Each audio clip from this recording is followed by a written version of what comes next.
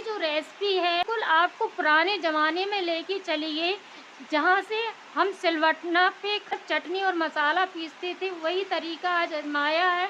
कुछ न्यू है, कुछ पुराना है।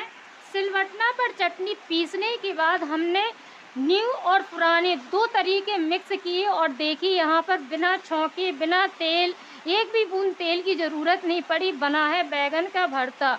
तो दोस्तों, इस झिलमिलाती बारिश में, बिन मौसम की बारिश में आप लोग भी इस तरीके की चीज़ें खाइए, एंजॉय कीजिए और अपना साथ और सपोर्ट मुझ पे बनाए रखिए। तो चलिए बिना देर किए रेसिपी कंटिन्यू करते हैं। मेरी इंस्टाग्राम आईडी अनीता मसाला किचन फॉलो करना ना भूलें। शॉर्ट वीडियो जाती है तो लाइक कमेंट शेयर कीजिएगा। हेलो दोस्तों, मैं अनीता और अनीता की मसाला किचन में एक बार आप सभी का फिर से है स्वागत। तो दोस्तों, हम फिर से हैं हाजिर आप सबके साथ एक न्यू रेसिपी लेके। तो हमेशा की तरह दोस्तों, देखिए आज मैं मार्केट गई थी और वहाँ मुझे मिल गए हैं ताज़े ताज़े बैगन। कितना बड़ा बैगन है, 300 ग्राम से ऊपर एक बैगन, यानी 500 ग्राम यहाँ पर हमने बैगन लिए और 2 बैगन ही इसमें आए हैं। आज दोस्तों आप लोग समझ गए होंगे कि बनने क्या वाला है। तो दोस्तों यहाँ पर बन रहा है भरता। भरता बनाने के लिए ना तो आज हमें तेल की ज़रूरत पड़ेगी, ना ही हमारे बर्तन ख़राब होंगे, और जो हमारा भरता है वो बनेगा एकदम टेस्टी टेस्टी। तो यहाँ पर देखिए मैंने लहसुन का एक गट्टा, अदरक खूब सारा लिया हुआ है, क्योंकि सर्दियाँ शुरू हो गई तो हमारे शरीर में एनर्जी बनी रहे, इसलिए हमें ऐसी चीज़ें खानी चाहिए। अगर आप लोग लहसुन प्याज नहीं खाते हैं तो उसके बगैर भी आप बना सकते हैं। सारी सामग्री, प्याज और लहसुन को छोड़ के सारी सामग्री हमें धुल ली है। तो ये दोस्तों सभी को मैंने धुल लिया। अब इसको हम कपड़े से साफ़ कर लेंगे ताकि इनका मॉइस्चर ख़त्म हो जाए। अब बैगन है, इसको हमें चेक करना है कि हमारे बैगन में कहीं कीड़े वगैरह तो नहीं है।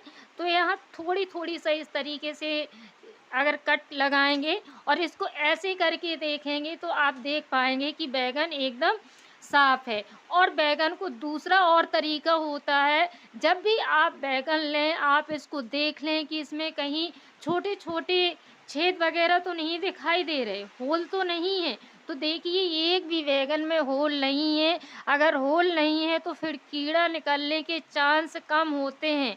तो इसमें हम 3 से 4 कट लगाएँगे। थोड़ी इसमें होगा क्या कि जब हम इस तरीके से कट लगा देंगे तो जो हमारा बैगन है जल्दी से भुनेगा और जो आपका भरता है जल्दी बन पाएगा। आप चाहें तो इसमें लहसुन भी लगा सकते हैं, लेकिन आज आप देखेंगे कि हम यहाँ पर कुछ हटके ही भरता को बना रहे हैं। तो यहाँ पर मैंने बैगन में 5 से 6 कट इस तरीके से लगा दिए और गैस को यहाँ पर ऑन कर लेंगे। और यहाँ पर हमने रख दी है जाली। जाली से होता क्या है कि जो हमारी गैस है वो ख़राब नहीं होती है। बैगन को मैं सेंटर पे रख दूँगी, क्योंकि जो बैगन है उस बड़े हैं तो उनको भुनने में समय लगेगा। साथ ही जितनी जगह बची हुई है सब में अपनी सारी चीज़ें लगा देंगे। तो यहाँ टमाटर भी लगा देंगे, प्याज को भी दोस्तों इसी के ऊपर रख देंगे ताकि सारी चीज़ें हमारी पक जाएँ। और भरता है इसको मैं थोड़ी हट के बनाने वाली हूँ, इसलिए सारी चीज़ों को भूनूंगी। साथ में मिर्च को भी यहाँ पर मैं भून लूँगी। अलटाते पलटाते हुए यहाँ पर हमें अपनी सारी चीज़ें भूननी है।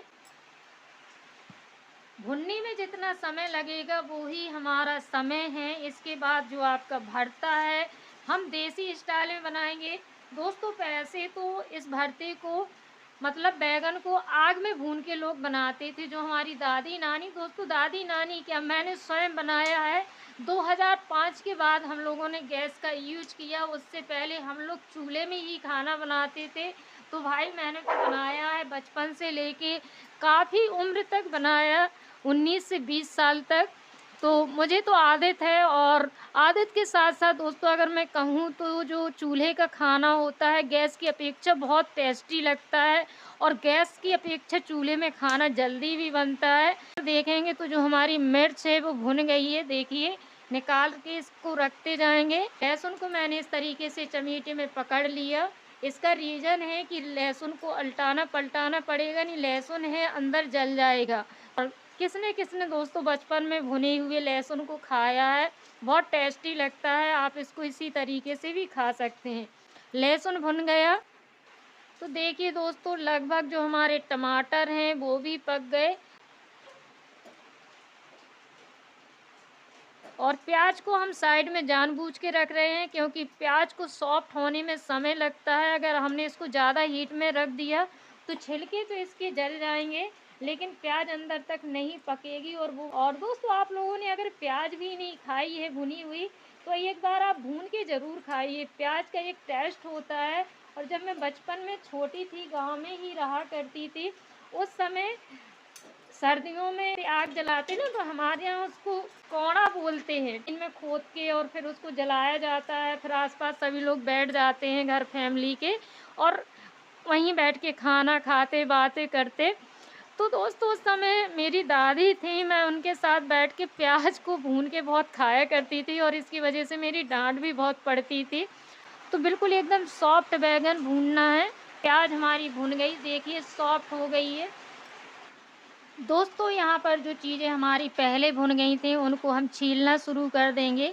हमें किसी भी सामग्री को धुलना नहीं है, ना तो बैगन धुलेंगे ना टमाटर, क्योंकि इसमें फिर एक फीकापन आ जाता है और भरते का जो है पूरा टेस्ट ही खराब हो जाता है। तो इस तरीके से हम छीलते जाएंगे और एक बार में सारी सामग्री को डालते जाएंगे। को छीलने के बाद हम मिर्च का भी हल्का हल्का छिलका निकाल देंगे और इसके डंठल हटा देंगे। अब यहाँ पर अदरक और प्याज को भी छील लेते हैं। अदरक के हम छोटे छोटे टुकड़े अभी के लिए कर लेंगे।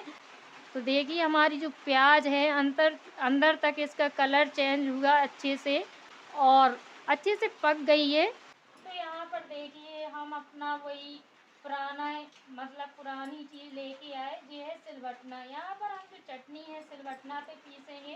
तो दोस्तों, हरी मिर्च, लहसुन, अदरक सारी चीज़ों को मैंने एक साइड छील के रख लिया था। जब हम इस प्रकार से चटनी डालते हैं भरते में तो इसका टेस्ट बहुत ही लाजवाब होता है।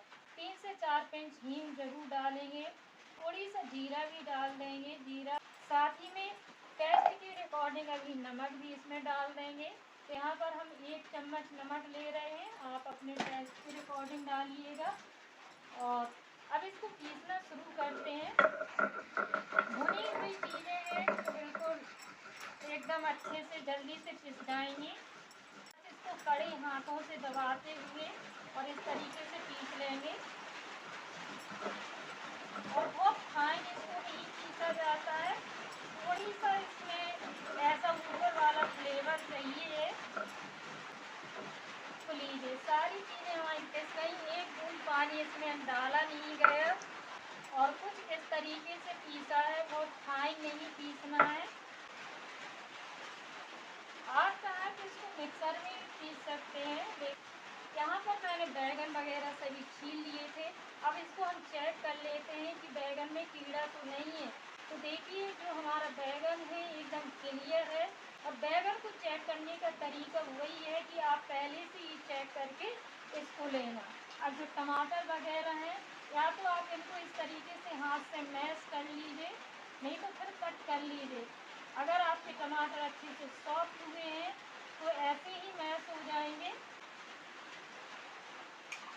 तो देख, बहुत फाइन इनको मैश नहीं किया जाता, थोड़ी टमाटर ऊपर दिखाई देते हैं और जब खाने में आते हैं तो उनका टेस्ट हटके ही होता है। टमाटर हो गया। अब दोस्तों, जो हमारी प्याज है इसको कट करना पड़ेगा, क्योंकि प्याज कितनी भी सॉफ्ट हो जाए वो हाथों से मैश नहीं होगी। और बैगन डाल देंगे। मैंने यहाँ पर बैगन की जो चीज़ है ना, ऊपर वाले पार्ट, इनको नहीं हटाया, इन्हीं से बहुत अच्छा टेस्ट आता है। सारी चीज़ों को हम अच्छे से मिक्स कर देंगे। दोस्तों, अच्छे से हमारी सारी चीज़ें मिक्स हो गई। अब चटनी को उठाएंगे और डाल देंगे। इसको लीजिए, बिल्कुल देसी अंदाज में आज जो है हमारा बैगन का भरता बन के तैयार हुआ। इसमें आपको प्याज भी दिखाई देगी, टमाटर भी दिखाई देगा और बैगन तो है ही। मैश हो गया बैगन अच्छे से, बस। और दोस्तों, इसकी खुशबू इतनी अच्छी आ रही है। तो दोस्तों देखिए, यहाँ पर हमारा देसी अंदाज में भरता बन के रेडी हो गया।